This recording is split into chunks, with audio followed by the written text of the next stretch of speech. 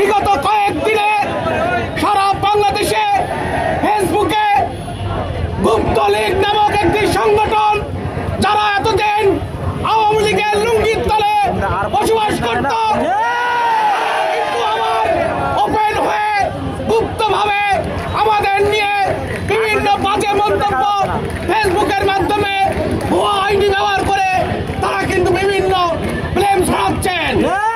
আমরা এই বিক্ষোভের মাধ্যমে তাদেরকে বলে দিতে চাই, আপনারা পারলে রাজপথে নেমে আসে, আমাদের সামনে মোকাবেলা করে, ওকে হিম্মত থাকলে আসেন রাজপথে।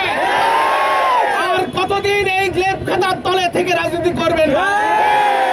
আপনারা আমাদের 47-এ ভারত বিভাজনের সময় জ্বালিয়েছেন, 71-এ জ্বালিয়েছেন, এরশাদের সময় জ্বালিয়েছেন, 24-এর পরেও জ্বালাচ্ছেন ভাই।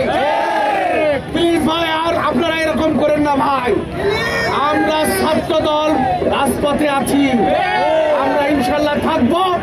সামনে জাতীয় নির্বাচন, সফলভাবে অংশগ্রহণমূলক নির্বাচন আমরা করে এই বাংলাদেশে স্বাধীন রাষ্ট্র গঠন করব এবং ইনশাল্লাহ আমার নেতা তারেক রহমানকে বাংলাদেশে বীরের বেশে প্রধানমন্ত্রী করে নিয়ে আসবো ইনশাল্লাহ।